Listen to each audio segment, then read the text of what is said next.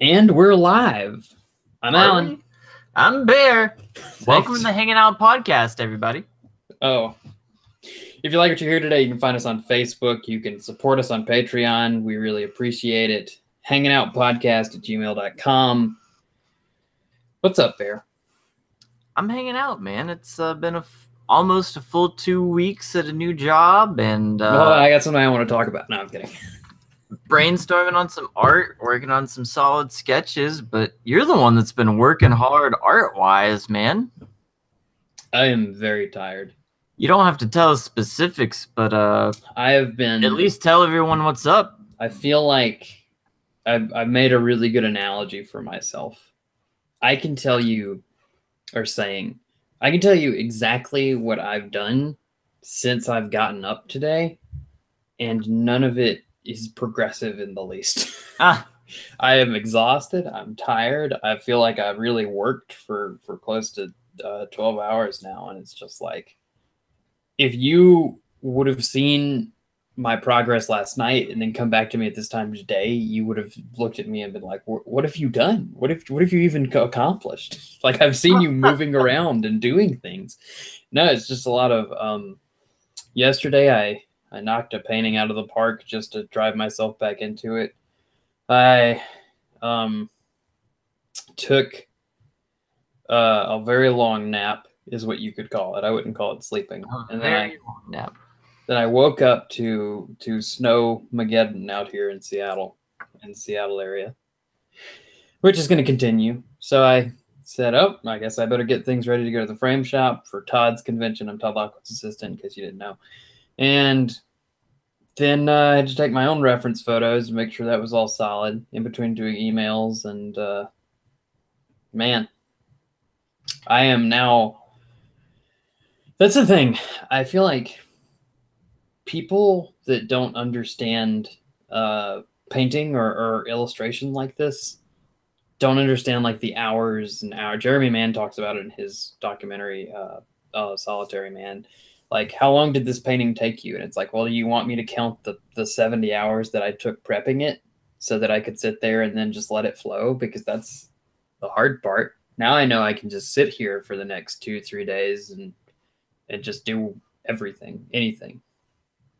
But I had to like work to open the doors first. Right. What doors are those? What was the question? Oh my gosh.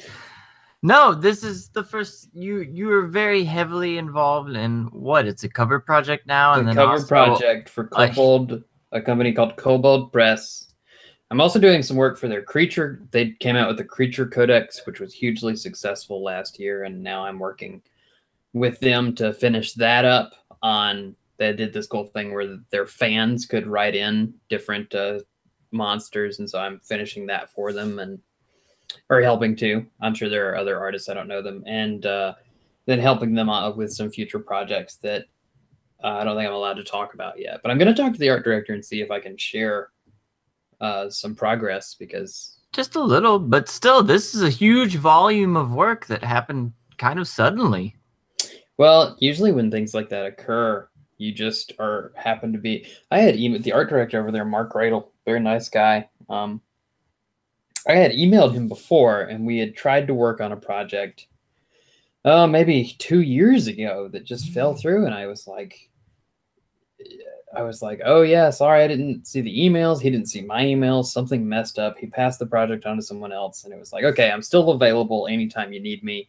And it just never, nothing ever came about. And then I guess probably what happened is I emailed him more recently, maybe December, January, close to the same time when maybe other artists were turning him down for work, which is like another man's trash is another man's treasure, right? Right. And it's really what it comes down to. I think is the best time to get hired for things like this is when you know someone is going to be in a bind. So like I looked at their Kickstarter. I had been following their Kickstarter for a while just because like our friend Alex, who runs a company like that, and it's always nice to keep up with the industry of what you work with. And they were saying, oh, we're going to do 300 illustrated monsters plus more. And I was like, I really like this project. So I emailed him and said, if you need some illustrations, here's my portfolio again, updated.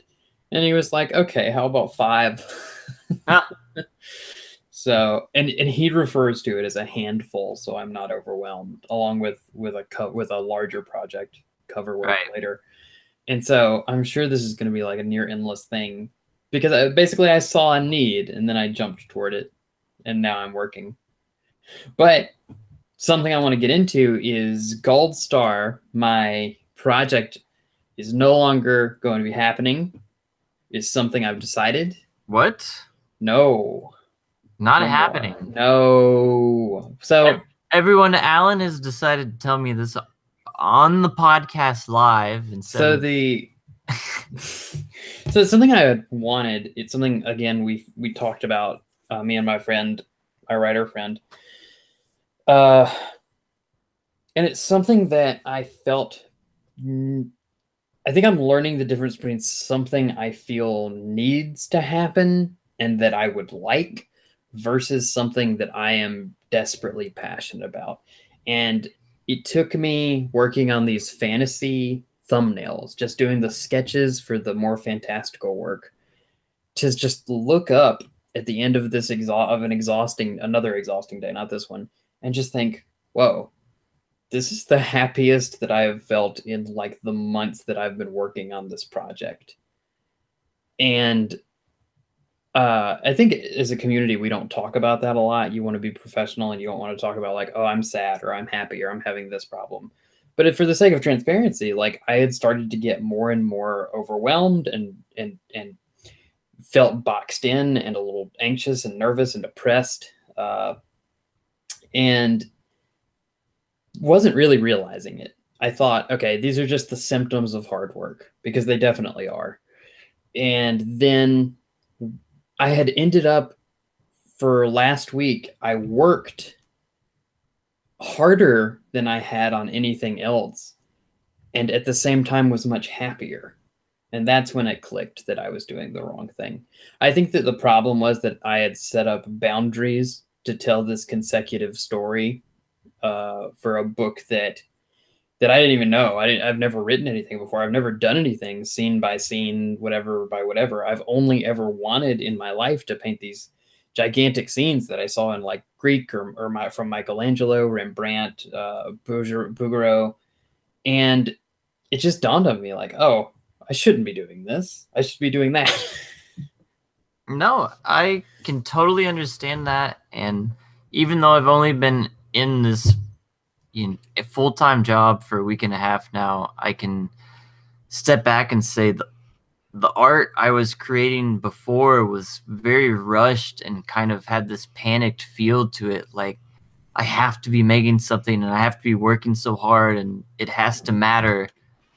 And now I can kind of take a step back and say, well, what am I really focused on here? And it's a chance to say, well, those masters that you're talking about, in all odds, they experienced a lot more than we did. And even the short lives that some of them had, the way that they lived, they experienced a lot more. And my job is easy, but the environment is very tough. It's a lot of special needs kids and families. And just in the time I've been there, it's been such a whirlwind of emotion and experience that it's affected the way that I look at my art and consider it moving forward. I mean, it's crazy to have the freedom and then experience something new and tough and apply it to it. Yeah. Even you with your new work schedule and chance to step back and say, I'm working hard now, but I don't have to think about it as much and experience it. It's crazy. Yeah, I think so. I mean, it's not that I don't like to think about it. It's just that what really made me start thinking about this sort of stuff is another artist had posed a question, just in general, not to me in particular. What is the work that you would be making? What would you be doing if all of your bills were paid? Yeah. You had already gotten your fame and you didn't have to worry about anything. It was all guides. So, somebody's even getting your groceries and cooking for you, which I love to cook, so they wouldn't. But anyway, but like, what would you be doing? And the answer was like, not this. Right. So, and now all your bills, I mean, you're working for it, but it's like, okay, all your bills are going to be paid. You don't have to worry. You just have to go to work, you clock out. I mean, maybe your job is more hands-on than that, but to an extent, it's like, well, now what do you work on? You don't need to strive for fame. Not that you don't want to, but everything's taken care of. What do you paint? Well, it has. It's affected me in just that way, because I came home today and looked at a painting that I had started in January and probably haven't touched since the first of this month. And I kind of had a revelation about it and where I wanted to take it next. And this weekend, I'm probably going to finish it up, because I had the painting down, the idea down, but not how I wanted to finish it and where I wanted it to go. But taking the stress away from having to finish it and having to have the completed work and having to market it and get it out there, and just being able to say, this is a painting I'm working on and this is an idea that I genuinely am in love with. Yeah. No, I think it's easy to get involved when you're on like Facebook or listening to podcasts about art, or hanging out with other artists and seeing them come out with work quickly and maybe developing a fan base and saying like, oh, I need to go do what they're doing, right? But so for instance, like for me, I had people telling me like, oh, well, your work looks a lot like Donato or like Todd, and so those are things that I took into consideration. And then I had people like Pete Moorbacher was on the show, and he was telling me like, oh, every successful artist I know that does like a Patreon is coming out with art on like a weekly basis, or things like that. And you start thinking like, oh, this is someone telling me what I should be doing, and not they're just talking to me. And so or whether you're just looking on Facebook or whatever, and wherever you're getting your information. And so you get these ideas that change you for something that's incredibly untrue to yourself. And it's something that I felt was happening, but I felt like I had no control over it. And I think that we talk about experiencing other things, but like, it's weird that the second that you've stepped outside of your studio, of course, now you can come back and be like, oh, duh. Of course. Absolutely. It all feeds back into it. And I see that in a lot of the artists that I look up to, where they got their start in illustration, just doing hard like cover work and comic work. But then a few years later, they have their first gallery show or their first, whatever personal endeavor as a creator. And I think we even see that in Dave Raposo, who we recently talked to, where they started doing really hard commercial work, and now they're doing all exclusive personal work with a few commissions on the side, where once you are able to pay the bills and start experiencing what you care about. I see that in your work, man. This Cobalt stuff you've been sending is so much more impressive than just technically you're able to think about the work. It's beautiful. Well, what gets me is like Dave, you talk about, is making with his book. I mean, 2 very extremely successful Kickstarters. I mean, he's got to be seeing a lot of profit from that, right? Along with maybe other commission work, and yet still he was telling us that he works on it every day. But I guarantee you, he doesn't at this point, right today. He didn't have to work on it today, but he did. Absolutely. So, yeah. An important point I was going to make, but I got distracted looking at the painting I was just talking about. What? I put sticky notes on it, and they fell off. That totally took me off track. Did they just fall off? It's wet and humid in Tennessee, man. Sam Flegel knows what I'm talking about. I was going to say, I went back and listened to some of our early podcasts, and, we're really business, social media focused, and I look at kind of like the fantasy art community a little bit, the convention centric community, and like you were saying, when you start focusing on the business aspect of it, the social media aspect, you really lose the heart and what you're interested in. It's blinding to the rest of what's important to art. we as artists, of course, I think as people, we're the sum of our influences, and so you have to be very picky sometimes. And just because, let's say Dave Raposa was on here and saying like, well, I get up every day at 8 and immediately start working. Just because he does that doesn't mean that it's what you're supposed to do to be as successful as Dave Raposa. Right. And at the same time, just because another artist takes like 5 weeks to come out with a painting and then is hugely successful doesn't mean that you should also linger on your own work. No, and you want to make money, and the thing I see with a lot of, at least the convention artists that I've encountered, is it's almost, they take on a craft-like aspect of it. And I think what I see in myself and in you is, especially you take illustration to a fine art level, and a lot of illustrators do, which I respect, where it's this fine line between I'm doing this just to make money and be crafty, and I'm doing this because I really want to express something and represent a true interest. That gets into a whole deeper level, but that's the fine line that I've encountered between the two parties that we're talking about. Yeah. Because it's a really deep pitfall. I've thought about Instagram and what would look really good posting on there, and I've even made art specific to that. Those neat little line illustrations do really good on Instagram. Right.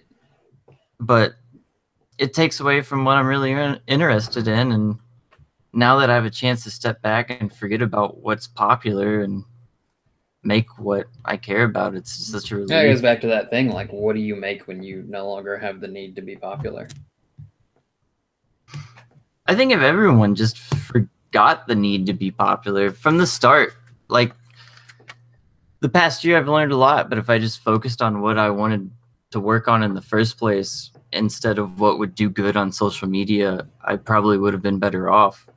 Right, because then your art is more true to you, and if it's true to you, then it's probably connecting with people on a more visceral level.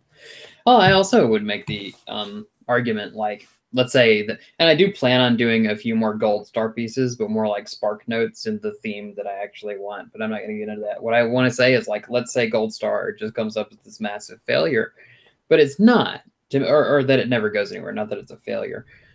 It's not. I referred to it talking to a friend that it's this side road that I took because I thought that it was a faster route to get where I was going, but then I hit a dead end.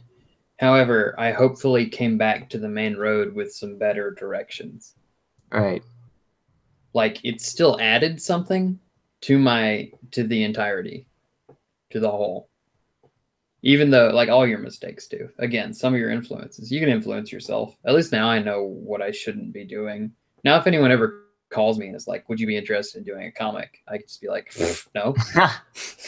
Well, I mean, it's the old saying, make mistakes early and make them often. Right. Or constantly make mistakes, never achieve anything. But yeah, it took you a second. That's my main goal in life. Never achieve. Anyway, what you're saying about making the art personal goes back to good old buddy Dave and his slice of life stories, where he said whenever him and Dan tried to be funny, it didn't work out, but when they just put out what they honestly thought was funny in their moments that they had together, it was very successful. Where it's that same idea, the way that you illustrate Lord of the Rings and your paintings, it's not totally unique to you, because there's some people out there that are going to see that image and say, you know, when I read this book, that's pretty much what I thought about. Yeah, that's true. That's exactly true. Yeah, I guess we can talk about being unique, but in actuality, we're just one part. Other people have had that. You know, Dave, it was after the show, Dave was talking to us about he was, where did he say he grew up? Was it like Rhode Island or Ohio or? You know, those are two totally different regions, but I Yeah, think I he was know. an I don't East Coast remember. kid. I think. He was northeast somewhere, and he was like, "Oh yeah, I grew up in a hick town," and we were like, "No, you didn't. We're from Mississippi. You didn't grow up in a hick town at all." But then he started telling us stories that are like, "Oh yeah, it's that does definitely sound like you also grew up in Mississippi," and so and not that being a hick is bad. I would never. It is okay. So it definitely is bad. I would never call my friends hicks. I actually really deeply enjoy the South where I'm from. Side note.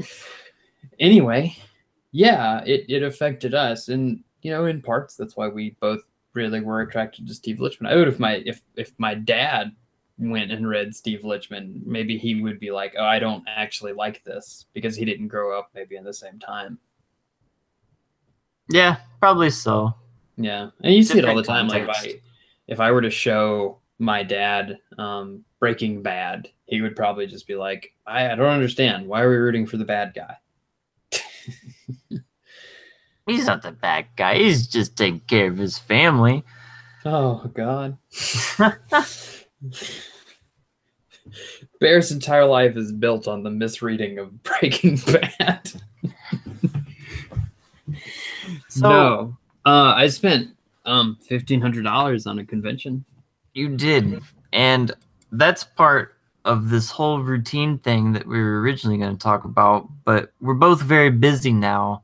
How are you scheduling this? Not only your cons, but Todd's cons, and this massive amount of work you're doing. We've talked a little bit about falling into a routine, but that takes it to another level. It's not even a routine. My routine used to be wake up, have coffee while I watch an episode of something, work, have lunch, work until 5, have dinner, work until 9, go to sleep. I don't even do. None of that happens. Today I got up with a plan to go to the gym before Snowmageddon, and then it's like, nope, not doing that. And then I immediately started working, and I can't recall ever sitting down. I don't even know if I ate something. I ate something. I just don't. Probably like cereal. And then I'm still working because I'm doing this podcast, and then I'm gonna go back to work.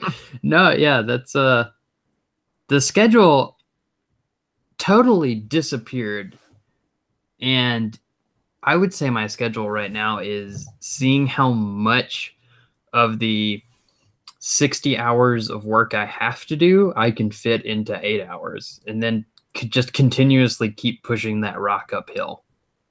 It's just like slow going and just do whatever comes to me in the fullest way that I can do it in the time that I have to do it, and then get it done, get it out of the way, and move on to the next thing. Because the second that I start jumping between 2 different things or 3 different things, then it's Right. just up in the air. So you learn how to understand yourself and maybe compartmentalize tasks better. Handle them not all at once, but in a hierarchy, more like a conveyor belt. Right. And so how am I scheduling? I mean, I'm not like what I'm going to do tomorrow. My plan for tomorrow is to sit in this chair after I go to the gym if the snow isn't iced over, and work. I mean, just really paint my little butt off. How am I planning my conventions and Todd's? I say every day that, like today, I'm gonna paint until or edit some photos until 10, and I'm not going to worry about conventions. But tomorrow I'll probably paint until I'm having lunch or get hungry enough to have lunch, and then I'll focus on like, should I order some pro panels for my show? But also the other day when we were talking about it, I sat down and I was like, okay, I it wasn't about focus, it was just about nerves. I was like, there's this tick in the back of my head that I need to get away from, and it's the tick of saying like, I need to go ahead and plan my flights and hotel for Gen Con. I'm not assuming they're going to disappear, although a lot of them have, and you should get on that if you're waiting. But I just sat down and for like 3 straight hours compared prices, figured out what time I was going to get there, figured out my Uber price when I was going to have to go places, how much would it cost to ship things, and I just laid it all out right there, right then. Anytime something like, okay, I've got the hotel figured out. Now I know what time I need to be there. Maybe I can like go do something else and come back to the plane. And because that's really easy to do. And I'm just like, no, just stay here with your sticky notes and you're going to figure it out and you're going to do it all. And you won't have to worry about it anymore. And then I dropped $1,500 and then I was like, oh, I now worry about this more because I have to now get a complete body of work together so I can make that money back. And that just leads into another schedule that I will inevitably have to do until Gen Con, which is printing and painting. So it's a never ending task of seeing how much I can fit in 8 hours. Really more like 12 hours.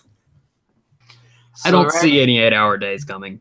They're not coming. Fits into my recent realization between the artist and the professional. After everyone we've talked to and recent job acquisitions and your experiences, there's this balance between being this relatable, creative, expressive artist and being a professional person, human being, where you have to be able to express these things and be that abstract individual, even illustrative where it's more figurative. And then on the other side of that, you have to understand that you need a schedule. You need to get these things done. You need to represent yourself professionally. You need to have some business mind about you.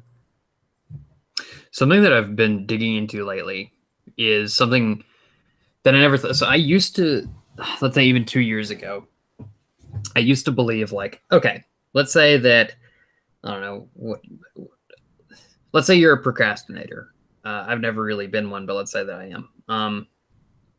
And let me think of something that I can do. I don't know, man. Like, let's say being extremely active or working. No, I'm good at that.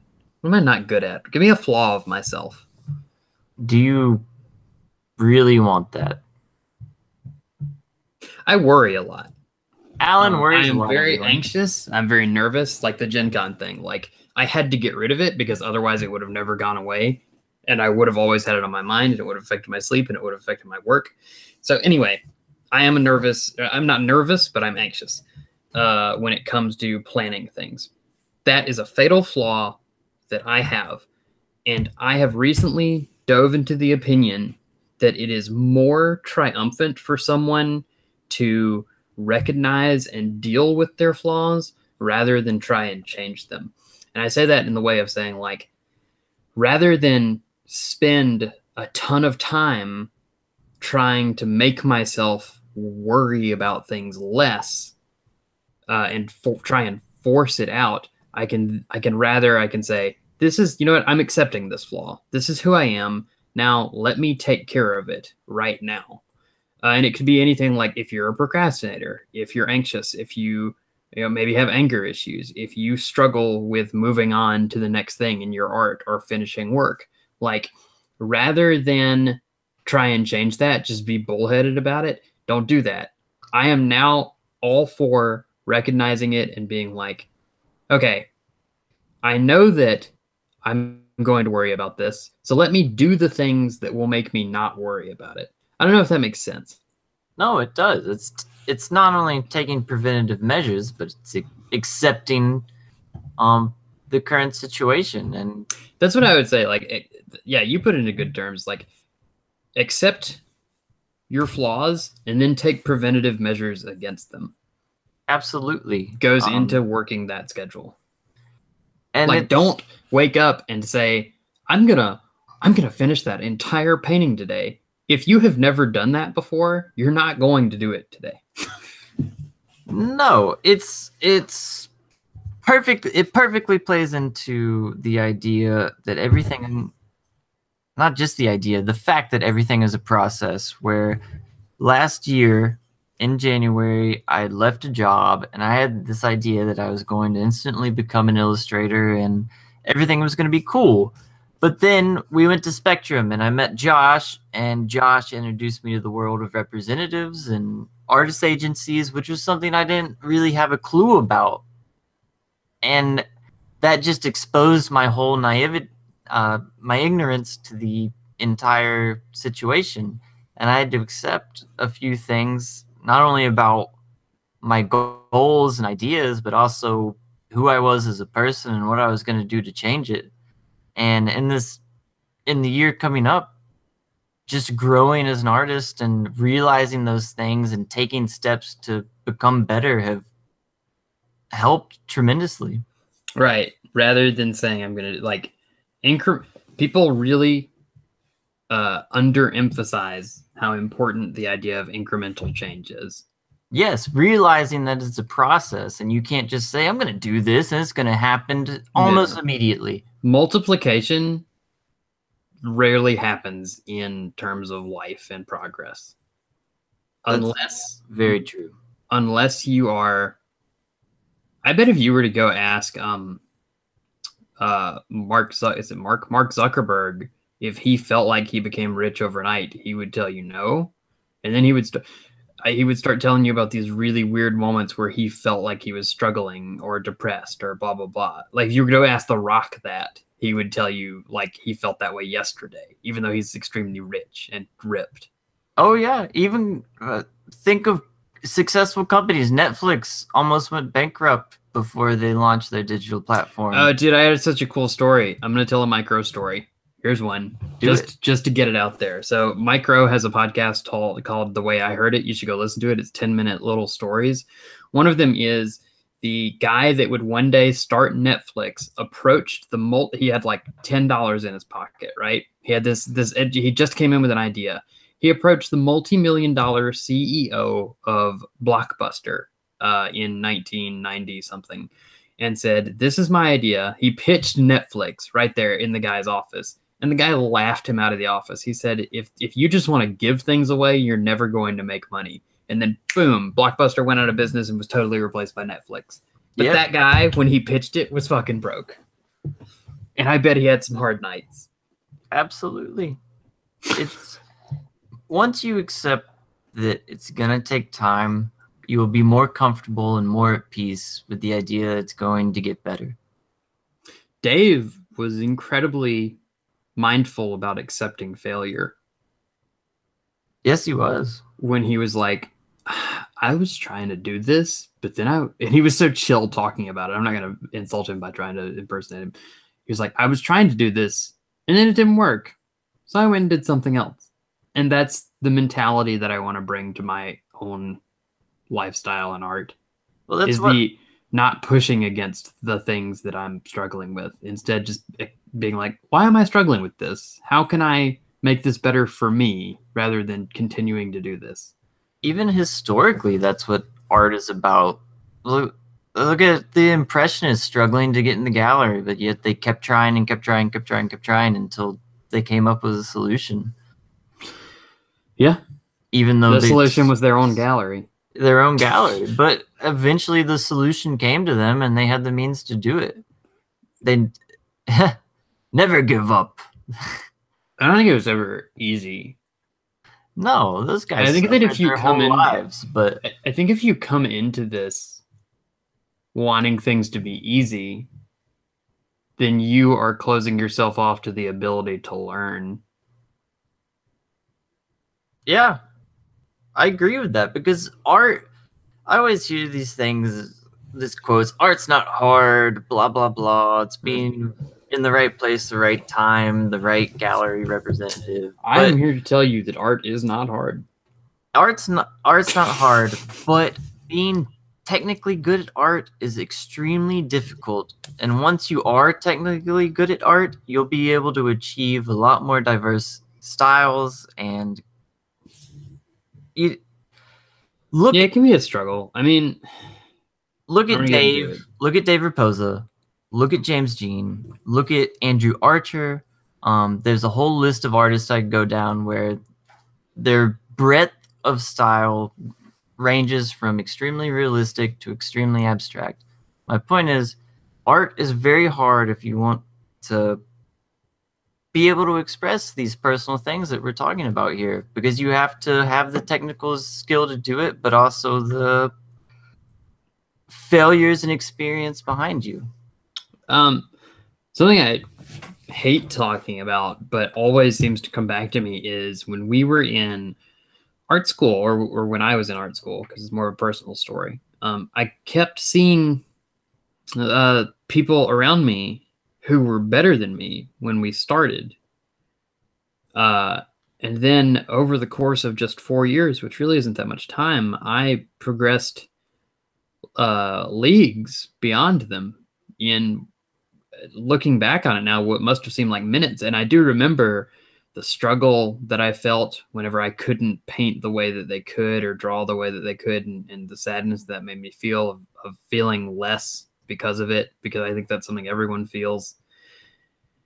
And then I look back on that, and they're still doing the quality and the exact type of work. Let's say that you had this person who was just painting heads surrounded by abstract shapes. Like, they're still doing that today, and they did it whenever I looked. Trust me, they are. I looked. They did it yesterday, and they did it 10 years ago when we were leaving high school. And I'm just sitting here thinking, like, you have 2 degrees, but there's no way that you think that you're successful as an artist. You've totally shut out the ability to learn because you've done the same thing the same way for 10 years. And we see it in doctors, we see it in teachers, scientists. If you do the same thing for 10 years, the same way, your life becomes a straight line, and you're totally unable to change. I don't know. You see doctors like make misdiagnoses because they've seen a cold 50,000 times, or teachers deal with way too many students, so they just stop caring. Well, right. That's why some of my favorite artists are the ones who have such diverse styles year to year, because you've told me this before. People aren't one thing, and as you experience new things year to year, you want to express different things, and we fall into the common pitfall of just this is our style and this is what we have to be and this is it until forever. And you might think to yourself, there's a lot of people right now being like, but everyone loves my faces with abstract shapes around them. It's like, why do you care what other people love? You're the one that has to do it. Like, go copy a Monet or something one day. Go just do something drastically different. Start throwing coffee at your paper. Or like start getting really tight if you're really loose. Just try it every once in a while, consistently. Don't just try it one time. Try it consistently, and you will see unlimited growth from trying new things. That's something that seems pretty obvious, that should seem pretty obvious when you say it, but again, it's just not. You get bogged down. It's easy to get bogged down. A lot of people, and you should have like, I try new things in my art so that I can fall back on a learned process. I never dig a hole too deep that I can't paint myself out of it, but part of that joy comes from getting myself out of the problems or pitfalls that I've created for myself to jump over. That's just part of the joy. No, definitely. That's those have been my latest challenges, is branching out from doing tight line drawings on the computer to more portraits in oil, expressive stuff there, and then even branching out to the more finer pencil drawings, and exploring every medium and format has really extended my learning capacity. Yeah. It just will. Welcome to the longest hanging out ever. No, it's not. It's like, what are we, like 40 minutes right now? No, we're at like an hour. No, we're not. No, we're not. What is that? What's up? Are you just not going to talk anymore? Okay, Bear quit the podcast, everyone. It's over. I quit. We got Dan Dos Santos coming next month. If you want to see somebody else on our show, message us. I mean, we're game for it. I need to get some other people. I've been thinking about other people to get on the show. I just haven't had the time to reach out to them yet. Just people that I feel like have knowledge that I want them to share. Maybe they're sharing it right now and I'm not listening because I'm recording a podcast. No, we've got lots more people coming, and in between, you'll have our sultry voices to listen to. Yeah. We're like a daytime symphony we're about broadcast. halfway to our first anniversary episode, but I think there's been a lot of growth here, and the work that we're both doing now is not only better than where we were a year ago, but we're doing more than we were a year ago. Yeah, what was I doing a year ago? I mean, if anything, this has just been a testament to hard work and determination. That's all that I wanted it to be. I wanted to offer like an audio journal of our progress as artists, of just talking about things. What are talk shows other than just two people talking about things? And I just really wanted to give someone like myself something else to listen to, because there's only so many things that I listen to. And like, I know there are unlimited podcasts, but it's like, I like One Fantastic Week. Oh, I like This American Life. Oh, I like Jake and Amir. And then it's like, well, why don't I just make a podcast that is kind of like those things that another me can enjoy? That's right. And this is art. It is art, and it's specific to art. I'm going to apply for a graduate school, and I'm going to send these episodes as my entire body of work. I want everyone to know that I included this podcast on my resume for the job that I have right now. Really? Yes. I didn't listen to it. I don't know if they did or not. And promote the podcast at your job to the kids. I'm just gonna go into each preschool room and say, "Hey, listen to this." We should make if I think I should produce maybe CDs. Maybe if I can find enough cheap CDs. Do you still have the core files for all of our podcasts? Or I guess we can get them. I can just rip them off. I have all of the hard copies on my computer. We should get a collection of CDs printed with this logo on them, and then just have them out at booths. Yeah, grab them. On your way home from Gen Con, listen to 30 hours of hanging out podcast. It is 30 hours. We have spent 30 hours of our last year recording. Happy 30th episode, everyone. You're going to talk to them? You're not going to talk to me? Oh, happy 30th episode, Alan. Yeah, Alan, happy 30th episode. Thank you. I feel like I deserve that. Getting all of our fantastic guests. I would, yeah. Alan did all of the legwork behind getting everyone. He's great. He's a great person. Uh-huh. Keep going. That's all I got. If you live in Seattle, take him out for a drink. Don't take me out for a drink. Take yourself out for a drink, because you're so cool.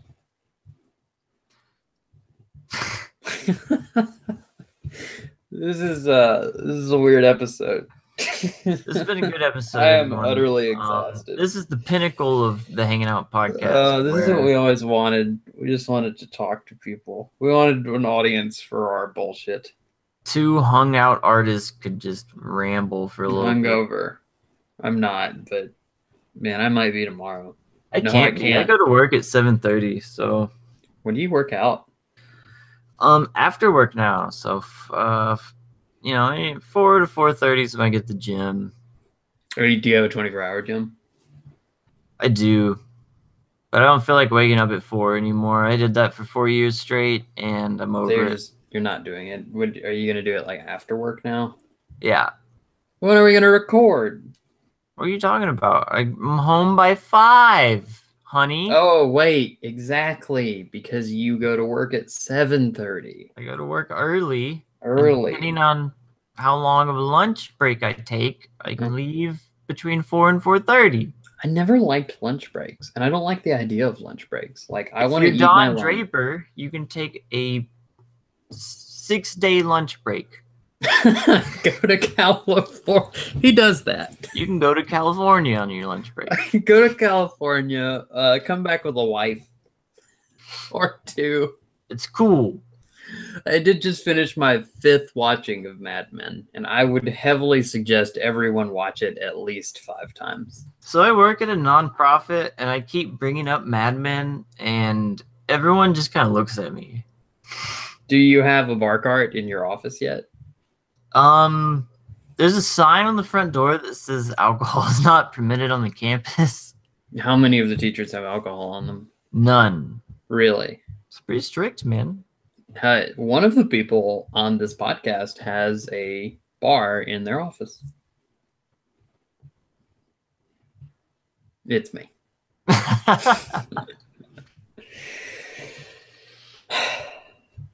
Thanks for hanging out, everybody. Wait. It's the 30th episode. Do the thing. Do what thing? Do the closing thing. I want to hear it. You want me to do the closing? We're not doing the closing thing anymore. Yeah, but I want to hear it for the 30th episode. How did I start it? If you... Oh, okay. I think I got it.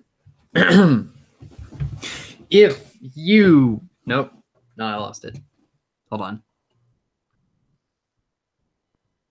If you like what you heard today, if you want to learn more, if you want to contact us, give us a critique, give us suggestions, you can email us at hangingoutpodcast@gmail.com. Find us on Facebook at Hanging Out Podcast.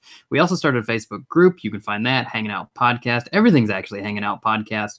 You can find us on Patreon. Give us $1. We would really appreciate it, but we'll still make episodes anyway. I'm Alan Mars, alanmarsart.com.